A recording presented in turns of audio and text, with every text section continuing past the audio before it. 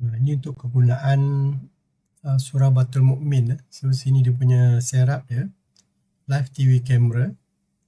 So kita akan guna on with admin Muaz Alias 101165 lah. Ini preset dia.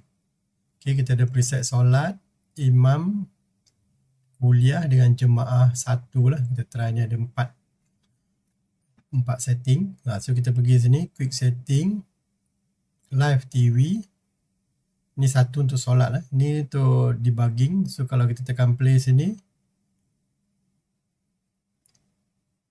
okey, dia akan gerak pada kedudukan solat lah. Sini kita boleh tengok on set preset is solat. So yang nombor 2 pula untuk kedudukan imam.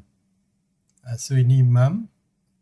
So 3 ialah untuk kedudukan kuliah.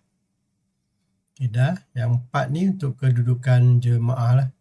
So dia akan gerak ke belakang.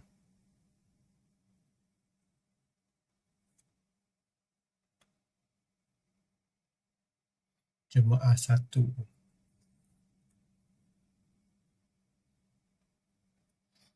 So kalau kita tengok sini, dia punya connection ke kamera tu, dia kadang-kadang dia lost.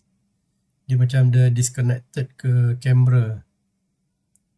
So kalau macam ni dia macam hang ataupun not responding . So kalau sama ada kita nak tunggu ataupun kita guna task manager ni, kita try end dulu. End task. Okay. Kita run balik.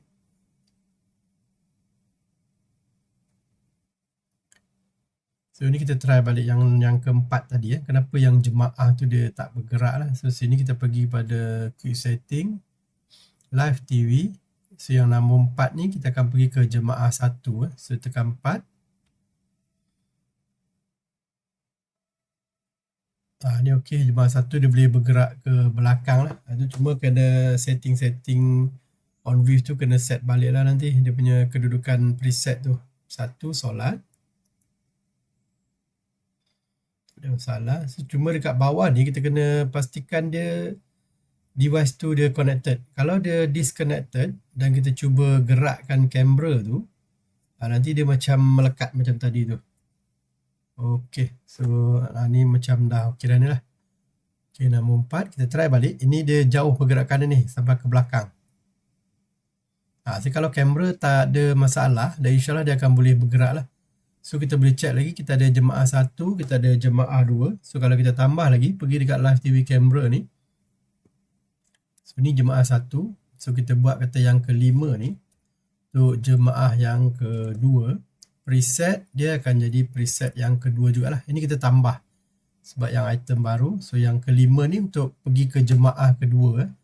So kalau kita tutup, sini quick setting,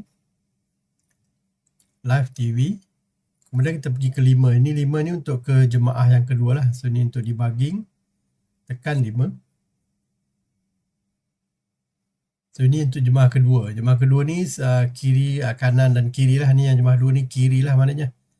So kalau 1, dia akan pergi pada kedudukan solat lah.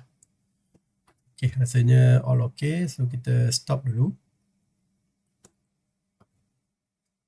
Okay, sekian. Terima kasih.